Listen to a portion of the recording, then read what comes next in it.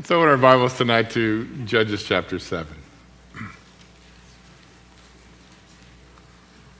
book of Judges follows chronologically to the book of Joshua, and it'll take us historically almost 340 years forward in Israel's history to the time of their first king, King Saul. But Joshua takes us up to the time that Joshua died. It's the first generation that came into the land of promise after that generation that left Egypt died in the wilderness, remember, through unbelief. By the time that Joshua died, there's another generation that's coming up. It's really the third one since they've left Egypt. Joshua left everything in good shape. The people knew the Lord. They knew his power. They had defeated the 31 biggest city kingdoms, if you will, in the land. Everyone had been given their place to occupy as far as being tribes. They were told to purge the remaining heathen people out from their areas, not to allow them to stay or to continue. The problem was the next generation didn't follow suit. And because of that, this generation that followed Joshua's death didn't know the Lord, didn't know his power. They left the idolaters in place. It wasn't long before these little small areas of agitation became great problems for the children of Israel. And it left them really facing the God who loves them, but facing his wrath. And so it's not a happy book in many ways, the book of Judges, because it's 340 years of problems. Problems that kind of are systemic and they are circular. There are 7 syndromes, as we call them, procedures whereby we find the children of Israel at rest, blessed, and as a result of not having any pressure on their life, they rebelled against God one way or another. A lot of times it was idolatry, certainly involvement with the world. God loved them enough to chastise them so they became aware of their sin. Sometimes that was quick, sometimes it wasn't very quick. Eventually they repented because it was more horrible than they imagined. They weren't getting out of sin what they hoped. And though most of the people did not repent at one time, many of them did. God delivered them all. He sent a deliverer. There are 15 judges in the book. Actually, 1 or 2 of them are really not judges, but they ruled during that time, so we've listed them for you in the handout that we've given you. If you don't have a handout of all the judges, they are at the back counter tonight. And then God would provide a deliverer, someone that would lead the people in times of tremendous difficulty back to the Lord. And it would almost always last less than a generation before that whole process began again. So we've seen Othniel and a guy named Ehud and a guy named Shamgar and Deborah along with Barak. And then last week we started in chapter 6 with the 5th judge, a fellow named Gideon. And Gideon's a guy that we get his whole life story, just like we will in a few weeks in Samson as well. But Gideon's story is found in chapter 6, 7, and 8. Chapter 6 was all about his development in faith. Chapter 7 is all about the victory that faith can bring. Unfortunately, we are going to end tonight in chapter 8 with where faith can fail. But last week, we started chapter 6, and there's that familiar story. You can look in verse 1. The children of Israel did evil in the sight of the Lord, and the Lord delivered them into the hands of an oppressor, this time the Midianites, for 7 years. And they prevailed against Israel, and Israel suffered, and their crops were being taken. They were living in squalor and in caves, and it took a while, but they finally wised up and said to the Lord, help us. But the Lord didn't immediately send a judge, he sent a prophet. And the prophet's message is pretty much found there in verses 8, 9, and 10, where the Lord, of chapter 6, where the Lord said, look, I'm the God who brought you out of Egypt, and I've given you victory over the gods of the Egyptians and over all gods. You don't need to fear the gods of the Amorites in whose land you dwell, but you're not obeying me, and so you're at a disadvantage. I'm not with you on the team. I'm not fighting your battles. And as a result, the children of Israel, like this syndrome, this is the 4th one of the 7. I think the last one is in the days of Samson, at least the one that's recorded. And so God begins in verse 11 of chapter 6 to provide a judge. He was a man from the tribe of Manasseh. He was the least in his father's home. He was frightened by the oppression. He was, shredding, I should say, some wheat, not up on the mountaintops where you'd get the wind, but down in the valley where the wine press was. He was in hiding.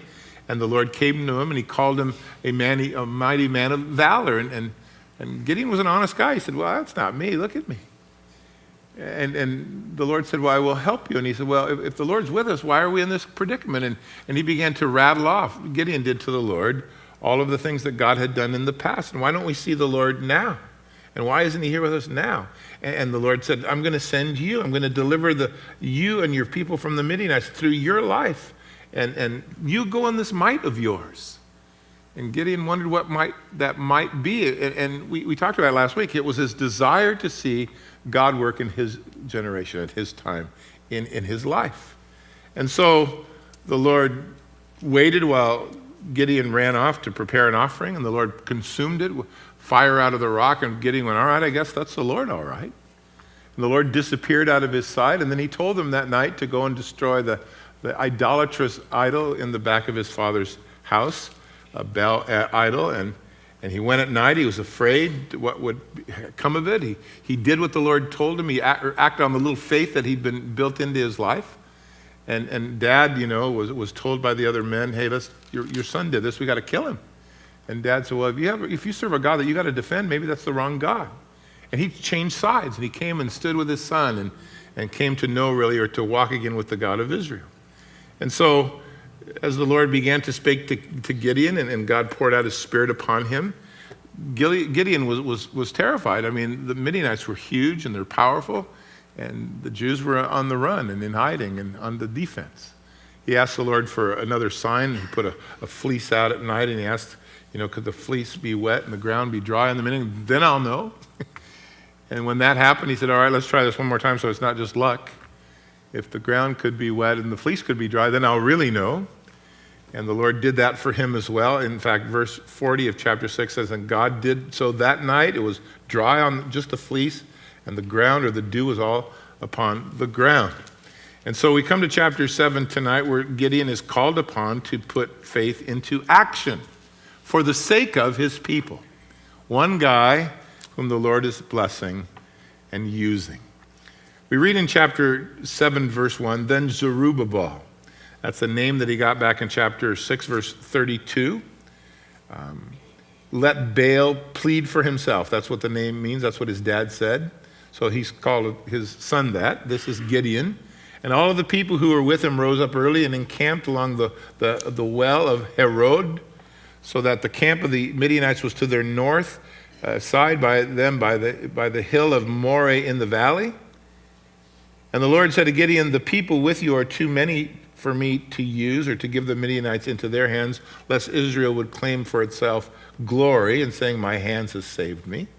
And so the Lord brings Gideon to the day where he has to put into practice the faith that he has been developing as God has been giving him lots of time to grow. We don't know how long chapter 6 went on, but it went on for some time. Gideon sent out word that he wanted a volunteer army. In chapter 7, when we come to it, there are 135,000 Midianites in the valley. We know that from chapter 8, verse 10, because we're told that 120,000 of them are dead and there's 15,000 left. We did the math. And 32,000 folks had showed up from Manasseh and some of the neighboring tribes to fight against them. So they were literally standing together in faith, outnumbered 4-1, which is probably not a fight you'd like to take on. You against four guys in an alley, It doesn't seem like it's a very good setup. And the Lord, in seeing the 32,000 that have shown up, says to Gideon, you got too many people with you. And his explanation in verse 2 is, they're too many because there is always the leaning of man to take glory for something he hasn't done. God had been proven by Gideon 3 different times now in an offering and 2 fleece issues. Now the Lord wanted to prove to be his God by his actions in trusting the Lord. God was going to prove himself to these men now. There is, it seems, from what we learned tonight, a persistent danger for you and I to take glory for ourselves. That there's something about man that doesn't like to give glory to others. that we like to take credit for everything that is right in our lives. And though the Lord would want to work through our lives, the conflict comes when we realize that God won't share his glory with you. In fact, he says in chapter 42 of Isaiah, "The Lord is my name, I will not give my glory to another." God wants full credit. Is that all right with you? I mean, full credit for all that he has done. But there is this issue where we want to, very subtly, all exalt ourselves. He wants all of the praise. He's not willing to share the glory with an instrument of his work. He wanted his people to learn to depend upon him, not the size of the army, not the strength of the army. He wanted them to come out for this deliverance from these oppressors, saying the right things about God, that he's the one that we could trust and rely upon. So he reduces the forces as a way of challenging them to begin to not look at numbers, but to begin to look at him. I know that we believe in our Western thinking that bigger is always better, but it certainly wasn't the case here. Smaller seemed to be better in every way, and it gives you God's perspective on faith. They were already outnumbered 4-1, right? But God wanted to make it worse, because the only thing worse than being outnumbered is seeking God's glory for yourself. That's worse. And Gideon, in his heart, I suspect, although we have no comment from Gideon, that he thought this was crazy. I would have thought this was crazy. We don't need less, Lord. Have you counted on their other side? We need more. We need 4 times more. But a faith that can't be tested is also a faith that can't be trusted. And so if he was really going to believe God, he's going to have to put it on the line, and God wants your faith to grow. But he tests it to make sure that it's genuine, and then he exercises it like a muscle to give you strength. And that's really what Gideon is going through. Notice in verse 2 that the Lord said, "The people who are with you are too many for me. Too many for me to give you victory." They're just too many. The Lord was going to do the work, not them. He was going to do the fighting, but he knew the proclivity that we have towards sin, and to be glorified and to be honored ourselves and to take credit for what we don't deserve. And so here's the way to eliminate that: put you in a position where you can't brag.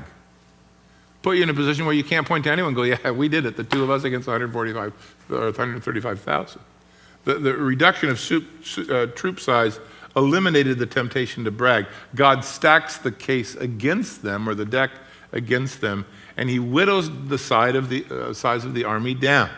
So he says to them in verse 3, and to Gideon as well, "Now therefore proclaim in the hearing of the people and say this: whoever is fearful and afraid, let him turn and depart at once from Mount Gilead." And 22,000 of the people returned, and 10,000 remained. So if you're afraid, go home. And they went, "Thank you." And 69% of those who showed up bailed out. They reported for duty and then took the first bus out of Dodge. So from 4-1, the odds now become 13.5 to 1. And God, in essence, was creating a more difficult situation so that everyone would realize and recognize his power. You might have, if you've been with us for a while going through the Old Testament, there's a phrase that God constantly uses, especially early on in Israel's history. And the phrase goes something like, "so that they might know that I'm the Lord." That they might, and he does interesting things, but he does them so that they might know that I'm the Lord. And whether, that they might know has to do with his work in Egypt, or his words of prophecy, or his power to deliver, the thinning of the ranks was intended to let everyone know that he's the Lord. And notice who gets sent home: the people that were fearful. Fear is a natural response when you are overwhelmed. The explanation or the description of the Midianites in the valley next chapter will be, they were lying there like grasshoppers for multitude. And most of these folks who showed up were terrified because the enemy sounded and looked to be far greater and stronger than the God that they serve. Fear is a pretty much an exponent of how big your God is. If your God is super big and you know that to be so, fear doesn't stand much of a chance. But if God is small and the challenge is great, well, then fear grows exponentially. Faith's work is a test of courage because, you look, if one of these folks had run in battle, everybody, I think, would have turned and ran as well with them. It's kind of like fear is contagious, but so is faith. So tell the folks that are afraid to go home, and like I said, 22,000 of them went, yeah, I'd rather not go. Back in Deuteronomy, and I'll read it to you, chapter 20, beginning in verse 1, I think, but here's what Moses said. When you go out into battle against your enemies and you see horses and chariots and people that are more numerous than you, don't be afraid of them, for the Lord your God is with you. He brought you out from the land of Egypt, and so it shall be when you are on the verge of battle that the priests shall approach and speak to the people, and they shall say, Hear, O Israel, today you are on the verge of battle with your enemies. Do not let your heart be faint. Do not be afraid. Don't tremble or be terrified because of them, for the Lord your God is he who goes with you. He will fight your enemies to save you. And the officers will come then to speak to the people and say, What man is there of you who's built a new house and has not dedicated it? Go home and dedicate your house, lest you die in the battle and another man dedicate it. And which one of you has a vineyard and you haven't eaten from it? Go home and return to your house, lest you die in the battle and another man eat of it. And how many of you are engaged to a woman and have not married her? Then you go home, lest you die in the battle and another man marry her. And then the officers will come and they will say finally to the men, If there are any of you faint-hearted or fearful, go home, lest your heart of your enemies faint like your heart. And finally, the officers will finish speaking, and then they will lead the people out into the battle. So pretty much don't bring that fear here. It's really going to be something that preoccupies us and keeps us from the battle. I always thought about, the fact that God wants to grow in our understanding, and so the way you get rid of fear is you get to know God better. Elijah faced off with those, hundreds of prophets of Baal, and you remember the story, right? There in the valley, how he challenged them to, offer to their gods and call upon their names, and they tried it all morning long until the afternoon, and all cutting themselves, crying out to Baal, and finally Elijah built this simple altar, but then he had these men take water pots, 4 of them, potfuls of water, and pour them out over the altar 3 different times. So the thing was just soaked. Not only was it soaked, there was kind of a river around it. The odds were being stacked against him. But God was bigger than the stacking against the odds. And so he prayed very simply, Lord, let yourself be seen. And from heaven comes the fire. And not only has the water disappeared, but so does the offering and the place of offering and all. And so God made himself known, but he did it putting his people at a disadvantage so that we wouldn't get credit and he would get a lot of credit and your faith would grow in him. David went out against Goliath. That was pretty much the odds stacked against him. There's a shepherd boy with some stones facing a very skilled, proven killer. And yet he went because he knew how big his God was. The Lord said to the disciples, in I think Luke chapter 10, Go out into the world. I'm going to send you out like lambs that are among the wolves. Don't you feel like that sometimes as a Christian in our world? You feel like you're a lamb among the wolves. There's nobody on your side here. They want to devour you. But yet our God is greater, isn't it? We sang that. He's greater. And he sends this ragtag team of men out, zealots and fishermen, go into all of the world and preach the gospel. But they were outnumbered. I would suggest to you that the first 11 apostles, if you at least just begin with the book of Acts, that they shaped their world more than we have ever done with all of our technological advantages, because they were sure of the God that they served. They were sure. They were outnumbered, they were outgunned, they were outmatched. But sometimes if you want to see God work, you have to be at a disadvantage, because that's how he likes to work. He likes to get the credit. I've heard people in times past in the church, if they get involved in ministry and their heart is consumed by it, they will say things like, we need more help. We need more people. We need more folks to just, sign up and join in. And my thought sometimes is, maybe we don't. Maybe this is the perfect size for God to be glorified in all that he is doing. And what you don't need is a bunch of fearful people that are going to be slowing you down. You just need some faithful hearts. God can do and work by many or by few, right? Jonathan and his armor bearer had that right. He said to his armor bearer while his dad Saul was just, eating banana cream pie, I'm pretty sure, under the tree. He said, let's go fight the enemy. Who knows what the Lord will do? He can save by many or few. There's just 2 of us and thousands of them. It should be perfect. But his God had grown in his understanding. Sometimes there is strength in subtraction rather than in addition. And I think that helps us to understand when we see how big God is. When Ananias and Sapphira were in the early church, and they were putting on airs and how benefactors they were and all.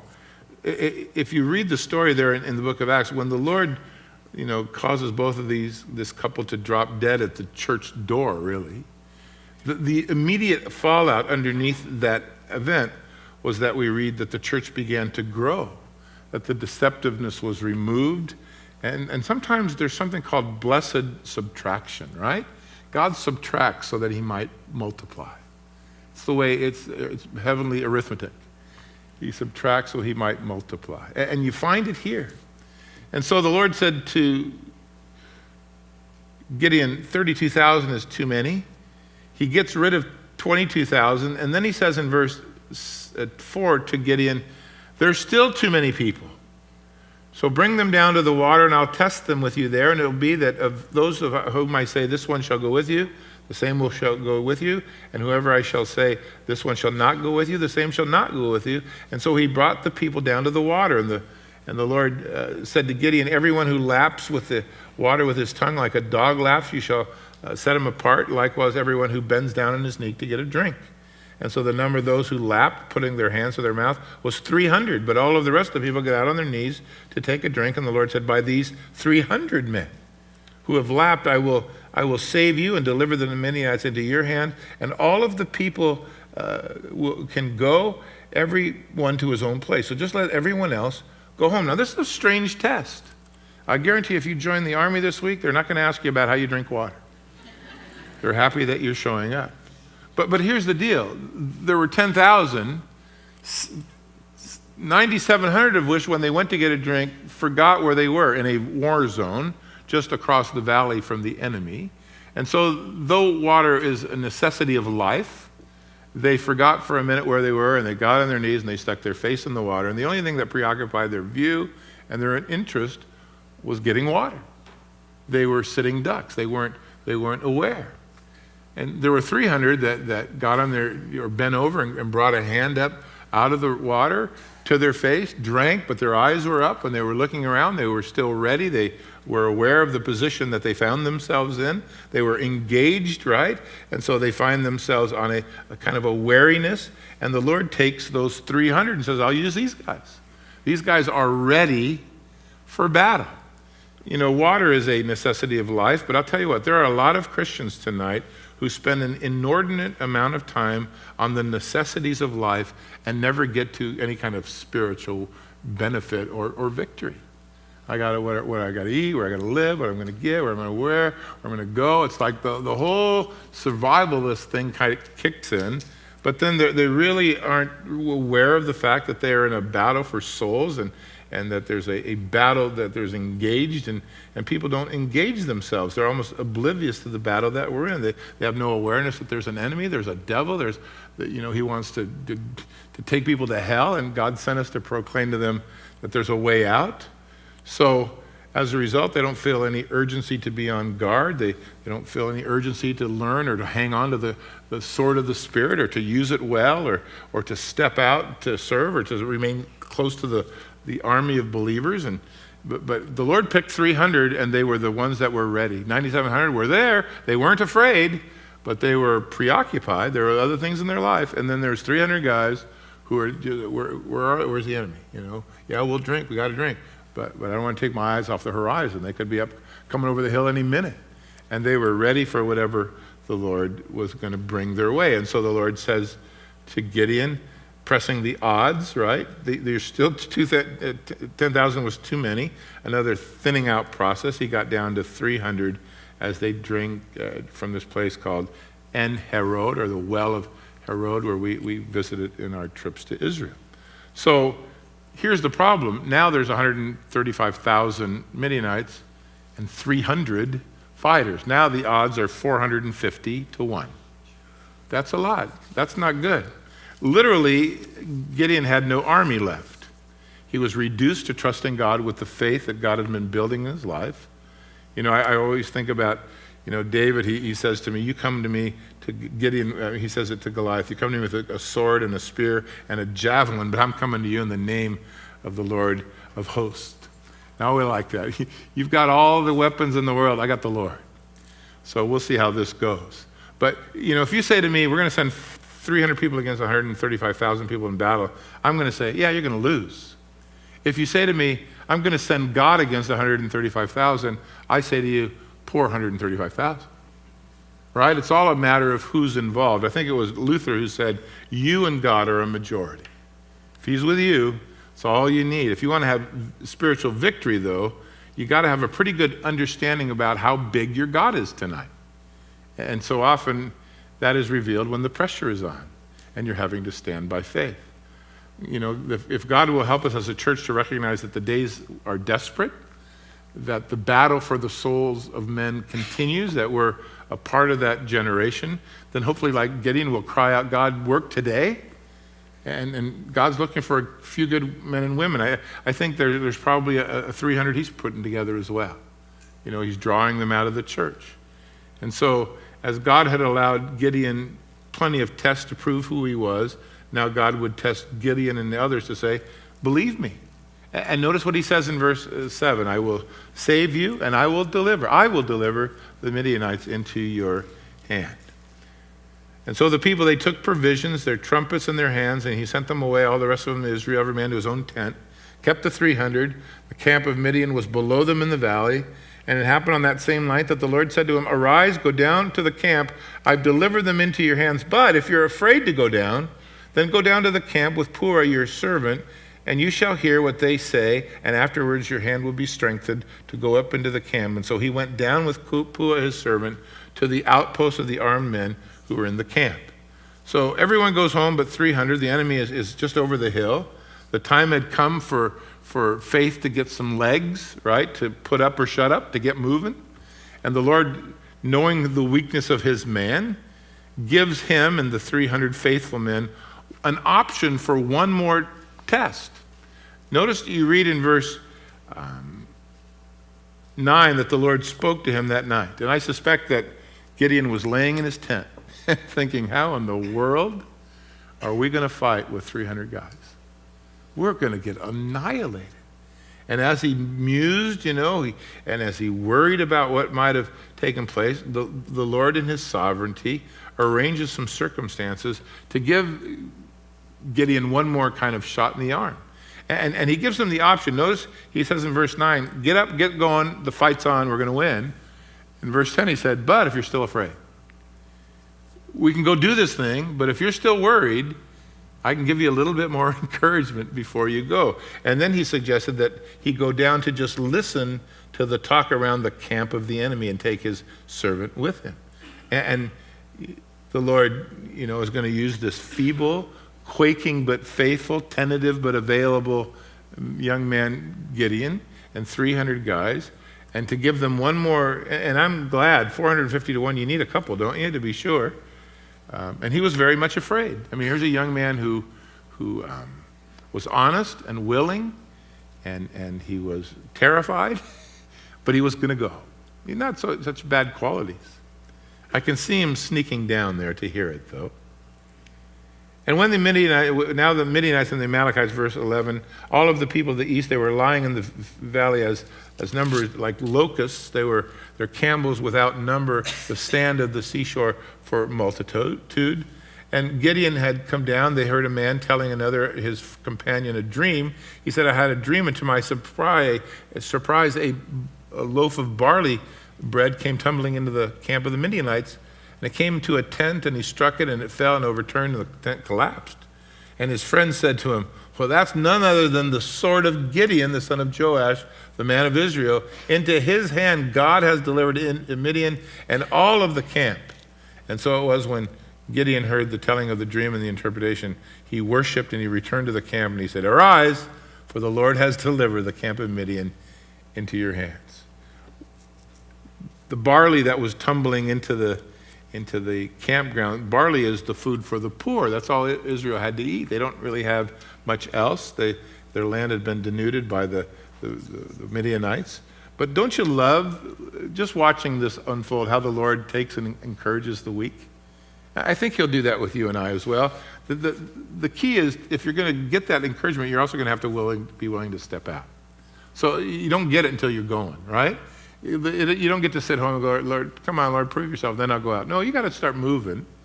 But in the moving, God will meet you there so that you're able to overcome. I mean, so far, the offering that he offered was miraculously consumed. The fleece was dry, the fleece was wet. You know, God reduced his army to 300. Now he runs into the enemy, and they're talking about him by name, that he's going to wipe them out. And there's fear. Well, the Lord took them all every step of the way. And then notice in verse 16, he divides the 300 men into 3 companies. Now, 300 men companies. And then they're given their weapons, a trumpet, a jug, and a candle, a torch, a horn, and a jug. It sounds like a birthday party to me. Not a battle.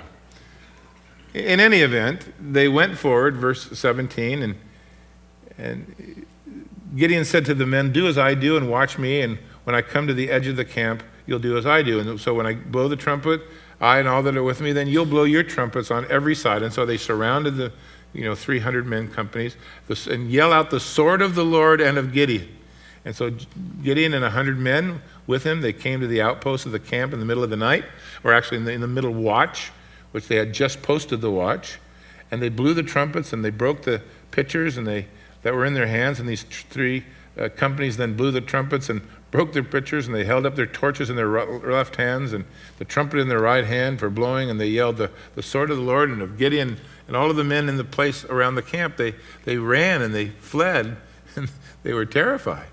And the 300 who blew the trumpets, the Lord set every man against another companion throughout the camp, and the army fled all the way to this place here, down this area, and you can read those on your own.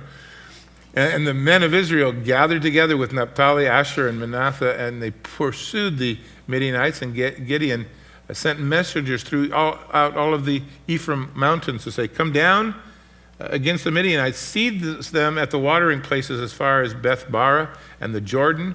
And the men of Ephraim gathered together, and they seized the watering places as far as the Jordan. They captured 2 of the princes of Midian, a fellow named Oreb and Zeeb, and they killed Oreb on the rock of Oreb, and they killed Zeeb at the winepress on their own land. And they pursued Midian and brought the heads of these 2 men to Gideon on the other side of the Jordan. So, from what I gather, the 300 men made it look to the panicked Midianites like there was a captain with armies all around them, and in their frustration and in their confusion, they began to kill each other. Notice that we read here that the shift change had just happened, right? Kind of interesting, verse 19.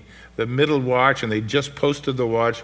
New guys coming, old guys coming, leaving. There was chaos and pandemonium, and the Lord kind of routed the people as they killed each other. And then the other tribes kind of joined in, and it was a rout, total rout. In fact, it was such a big deal that it became known as the Day of Midian. And Isaiah uses that little phraseology in chapter 9 to speak about that the God who was there on the day of Midian will still be with them today. Well, we end with one thing so that we can be introduced to chapter 8, and that is, as all of these tribes come to help, there's these folks from Ephraim up in the hills who also come, and they're asked by Gideon to get involved and to take out, whoever's trying to hide in the mountains, if you will. And they capture two guys. One's name is Oreb, that means raven. The other fellow's name was Zeeb, that means wolf. I think it's some biker gang.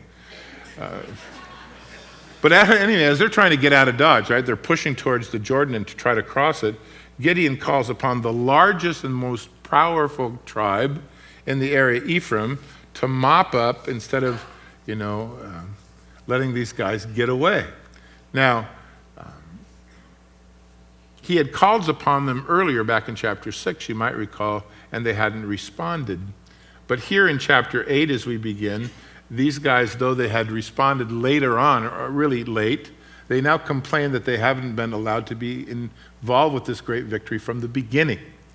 And so we read in verse 1, now the men of Ephraim said to him, why didn't you call us when you were ready to fight with the Midianites? And they reprimanded him sharply. And so he said to them, what have I done now in comparison to what you've done?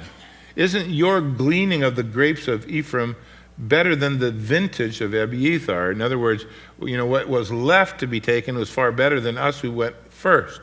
God has delivered into your hand the princes of Midian, these two guys, and what is it compared to what we've done?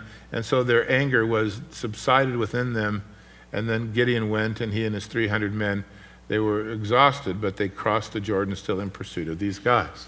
So here comes Ephraimites. Now I want you to keep them in mind in the next couple of weeks. We're going to run into them in chapter 12 as well. They're going to try the same thing with a judge named Jephthah, who's not nearly as diplomatic as Gideon. Notice what Gideon says, oh man, you guys, what you did in a little time is far better than we've ever done. We couldn't have done this without you. And they went, that's right, okay, that's the kind of thing we want to hear. They tried with Jephthah, and he kills 42,000 of them. Don't you ever show up like that again. He slices and dices. I don't know, it's horrible. Jealousy is always a problem in ministry. And it is certainly the case here with Gideon, who's been extremely successful with just 300 men, and yet there's this very large tribe of Ephraimites who really didn't come early on and and Jephthah will say the same things to them. I called you, you didn't come. But they like to come in at the end when the work is done and the risks are taken and the cost is paid, and then they want to go, yeah, we were great. They want to come in and get the reward, right? They want to be on the team. Jealousy, and you find it in the Ephraimites a lot in these next generations as we read forward, focusing their attention on not the work of God, but on their own work. Paul faced that in ministry.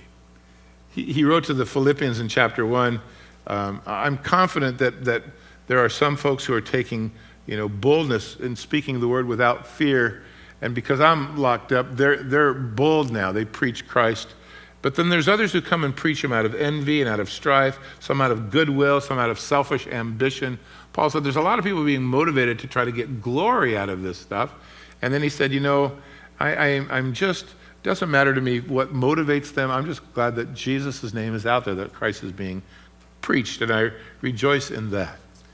Here, these Ephraimites who had a reputation, not for walking by faith, but being troublemakers, are representatives of those people who really want glory for themselves. And Gideon, like I said, had called them early. They hadn't shown up, but they show up after the glory is there to get. Maybe you know some people that are like that, They are unwilling to take or reluctant to take steps when there's a cost involved, but after the faithful, risking, willing, kind of adventurous folks have come and gone, these guys now step forward. And Gideon gives a very tactical answer. What could I have done more than you? You've captured their leaders. I would argue, well, you've killed 120,000 with 300 guys. Because we're going to read there's only 15 left. But who's counting? Gideon, he follows that Proverbs, a soft answer turns away wrath. He does a good job of calming these guys down. And like I said, Jephthah's around the corner and he'll calm them down all right. But for Gideon and all, knows verse 4, it's been quite a day. Verse 10 tells us there are only 15,000 left out of 135,000. But notice Gideon still has all 300 guys. He hasn't lost a man in this battle. Boy, how good is God. They were hungry and they were tired and they were exhausted, verse 4. And let me just point out to you, you can be weary and exhausted and suffer hardship while serving the Lord. It doesn't mean that life is easy. You can be wiped out serving the Lord. It can wipe you out. But you can still have victory, can't you? And they had. So, verse 4 tells us that he said to the men of Sukkoth, please give us loaves of bread to eat for me and my 300 guys. We're exhausted, and we're pursuing these two kings of Midian, Zebah and Zalmunna. And the leaders of Sukkoth said to him, do you have them in your possession? We're going to give you bread to your army now? In other words, the men of Sukkoth went, yeah, we feed you, they beat you, they kill us, bad idea. We're not taking a side until it's decided. No faith at all, right? And Gideon said, for this cause, when the Lord has delivered them into my hand, I'm going to tear your flesh with the thorns of the wilderness and of the briars. I'll be back. There it is, right there in the Bible. I'll be back. Then he went up from there to the next little town, Penuel, and he said to the Penuel people the same thing. We need to eat. We're starving here. And the men of Penuel answered in the same way as the men of Sukkoth had. And he said to the men of Penuel, when I come back in peace, I'm going to tear down your tower. So here's two groups. First of all, Ephraim, who just wants glory, and then two cities who don't want to risk anything. They want to be Switzerland all the time, right? They just want to hang around in the middle and take no sides. And when you take no sides, by the way, you're always on the side who wins. Good for you. Let's hope the right people win. And they've made the wrong choice. And so, the loss or the risk that you seek to mitigate when you take no stand is usually the one that you end up paying for anyway. Well, beginning in verse 10 and heading down from there all the way to verse 21, and I'll save us some reading time, there is the capture of and the slating of these two kings. They found them, they ascended them, they chased them down, and they caught them. And so when they did, verse 15, Gideon then said to the men of Sukkoth, those are the guys that say, hey, you don't have them. He said, well, here they are, we got them. And remember how you ridiculed me asking if they had them? And you wouldn't feed our weary men. And so he took the elders of the town and the briars or the thorns of the wilderness and the thistles, and then he taught the young men there of Sukkoth, and he tore down the tower of Penuel, and he killed the men of the city. So better that you just participate, I think. And he brought these two men and he ordered them killed. In verse 21, Gideon arose and he killed these two men, and he took their crescent ornaments around their camels' necks. Great victory, great deliverance. As a result, the people wanted to make Gideon the king. Man, you're the best. We need a guy like you to lead us in the years to come. And notice in verse 22 that they come to Gideon and they said, could you rule over us, you and your son and your grandson, be a dynasty? You've delivered us from the hand of the Midianites. And Gideon said, I will not rule over you, nor shall my son rule over you. The Lord should rule over you. And he said to them, but I will make a request of you that every one of you would give me the earrings from as plunder. And so they handed over their golden earrings because they were Ishmaelites. And he answered and he said, we will gladly give them to you. And they spread out a garment, every man threw in his earrings from the plunder. And the weight of the gold earrings that was given were 1,700 shekels of gold, besides the crescent ornaments and the pendants and the purple robe from the kings of Midian, besides the chains around the camels' necks. And so they got a lot of stuff. So people wanted to make Gideon a king and his family a king. In fact, there was no succession as far as judges. You didn't get it like dad and then son and then grandson. God picked and chose a deliverer, so that wasn't even a practice, but they offered this to him, and Gideon seems to show his character and his humility by saying, God wants to be your God. I'm not the one to rule. He's supposed to rule. But then you read this, but I wouldn't mind taking an offering. And notice that Gideon puts himself in a kind of a difficult position. He's right in giving the answer. Why wait for a monarchy when you can have a theocracy? Why have man rule over you when God wants to rule over you? However, here's the vulnerable point for him. He wants to get some credit for what God has done in his life. So he said, if you guys could just take up an offering, that's good. And from what we read here, he gets 42.5 pounds of gold. A lot of gold. And according to verse 27, Gideon makes it into an ephod. He sets it up in his city in Ophir. That's where he came from. And all of Israel would play the harlot with it there, and it became a snare to Gideon and to his house. And thus Midian was subdued before the children of Israel, so that they lifted up their head no more, and the country had quiet rest, or quiet for 40 years in the days of Gideon. So the deliverance comes, but then there's this problem at the end of Gideon's life, and it is one that, we should have learned in the chapters alone, and that is God doesn't share his glory. The word for ephod is just the word for image. We don't know if it was a big, bold statue in gold of himself. We do know that it became a stumbling block for Gideon and his household, that Israel showed themselves to be harlots, in a spiritual sense, worshiping it rather than God. Their relationship to this idol became, it took the place of them having to worship with God. And so, Gideon's dad had an altar in his backyard. It seems like Gideon in his older days reverted back to that as well. We do know that he had 70 wives and children. He had lots to support. He also had a hooker or a concubine with whom he had one son. He had 70 kids with his wife, and then he had one son with this woman, this concubine. He named him Abimelech. Now you'll need to remember that for next time when we get together. But the name Abimelech means this: your father is a king. Isn't that weird? You want to be a king over us? No, God wants to be a king. By the way, I have a boy. I'm calling him your father is a king. So maybe it shows you a little bit about his heart. So he has this personal downfall, if you will. He's weathered the storms of adversity. He's just not doing very well with the storms of prosperity. He's good trusting God when he's down. He's not good at handling blessings when he's up. And maybe that for us is sometimes an issue. He started off saying, I am nothing, the least in my Father's house.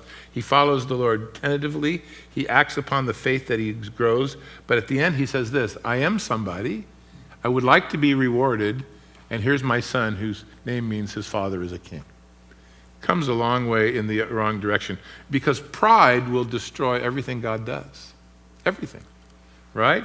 Your marriage will be destroyed by pride. Your ministry will be destroyed by pride. Your life can be destroyed by pride.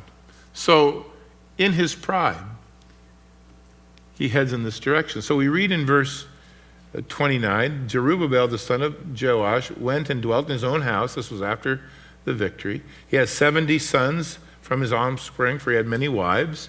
And then he has a concubine in Shechem, bore him one son. His name was Abimelech. Now Gideon, the son of Joash, died at a good old age, was buried in the tomb of his father in Ophir there, the Ezrahites. But it was as soon as Gideon was dead that the children of Israel played the harlot again with the Baals and at Baal Berith, their god. And the children of Israel didn't remember the Lord their God, who had delivered them from the hands of their enemies on every side. And they didn't show any kindness to Gideon's household in accord with the good that he had done for Israel. So the end was not so good. His pride led him to compromise. Compromise kind of led him to greed. He let God use his life, and yet through it he wanted honor and wealth rather than glory for God. And notice from verse 35, it didn't last.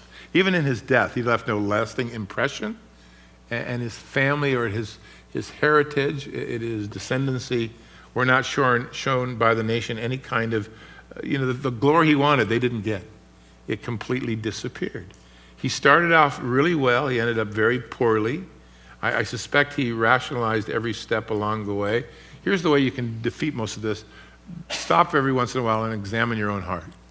Ask yourself all the hard questions about why you're doing what you're doing, and who do you really believe can do the work in you, and let God get center stage in your life all your life. Then God can do great things for you and great things through you. But notice that the Lord even uses the weak, and yet with the death of this judge, the death of the nation sets in again to righteousness, and this whole syndrome begins anew. And in fact, next week, I think we're going to just spend the week looking at Abimelech. He's not a nice man. We call him a judge only because he ruled in Israel, but know this, God didn't choose him. He makes himself a judge. He pushes himself ahead. He'll have a great fall, but he is in that lineage of time of rulership. So what do you think God is looking for as we close tonight in terms of how he can use you? Here, make a list for yourself, just from Gideon, on what he would want to find in your life. Number one, I think, more than anything else, an awareness of your own weakness, right? You find Gideon not at all blowing his own trumpet. He was aware that he had no power, he had no strength. God gave him power, gave him promise, and give him his presence. I think if you want God to use you, that you should have your eyes on the Lord and not on the odds. I know a lot of people stop walks of faith because they start adding things up and say, that'll never work. Yeah, it'll never work unless the Lord's in it. And then it'll work just fine. But if you're going to be on the forefront, learn that if God be for you, who can be against you? I think the other thing that you want to do is you got to be alert to the battle that you're in. This is not a joke. God created us. The battle is for people's eternal well-being. The prize is valuable, and so the sacrifice to gain it should be equally so. So keep your eyes on the important issues of life, not, I got to have water, even if it kills me. There's other things in life that are more important. Sense of urgency, I guess that would be the things. Now, it seems to me that the church is living in a desperate time, but they're not desperate about their calling. So we just go to church, get out of here, hope he gets done on time. I should be done in a minute. You can't bury your head in the sand or your face in the water. There's a life and death struggle. Gideon should tell you that if you know that God's with you, you'll go, you'll be fine. And if you don't know that he is, then I think if you ask the Lord to help you, he'll convince you that he's with you. He never held back on the promises to convince Gideon. Never worry when God reduces ranks or thins the ranks, if you will, because it seems to me the less you have to depend on, the more you have to depend upon him and the more glory he gets. I wouldn't worry about the people in the valley. And I know that God's interest is glory, not for me, but for him. So there's a band of 300 you can join. I think it does represent us as God's people, that you know his power, you know his goodness, you know his calling. Fear not, he says, I'm with you, I'm going to save you, I'm going to deliver through you. Just go do the work. Good word to know. Gideon did well early on, terrible later on. Kind of like Samson, every benefit early on, but it doesn't guarantee you do well at the end, right? That's a decision you make along the way. So next week, chapter 9, go read about Abimelech and hate him like I do. Father, we thank you tonight as we sit together for your faithfulness to us, and what a great lesson we learned from Gideon tonight as we watch you not only prepare him in chapter 6, as you build him up there through chapter 7, his faith is strengthened, his confidence in you is verified. He gets a lot of assurances. He acts upon them. You know his heart. You help him just take baby steps forward, and yet you use him to do glorious things as you subtract any of his confidences as he loses his army, but gains a relationship with God. He finds that the nation was delivered to the point where they cried for him to be king. He was the visible representation of you and what you'd done. And he was right to refuse it and right to turn your heart back to the Lord. But then we watch him want a little bit. He wanted a taste. He wanted to share with you. He wanted some income. He wanted to have glory. He wanted a bust of his face in the town square. He wanted a place where people could worship him and not you. And we realize, Lord, that there's great works that you can do in our lives, but it can only continue if you take that place of glory. We think about those words in Leviticus chapter 10 that you spoke to Abraham's sons when he said, before all of the people, I must be glorified. Nobody else. And so may we learn that tonight, that you want to do great things, but you just want the credit. We want to sing your praises, not ours, because you can do without us. We cannot do without you. So help us to file Gideon in that understanding of our hearts of, God, how you work and what you want to do. And I would say to you tonight, there's lots that God wants to do in your life and through your life. Don't cut him off because you can't see how. The only way that you'll not be a part of it, though, is to seek glory or not grow in faith.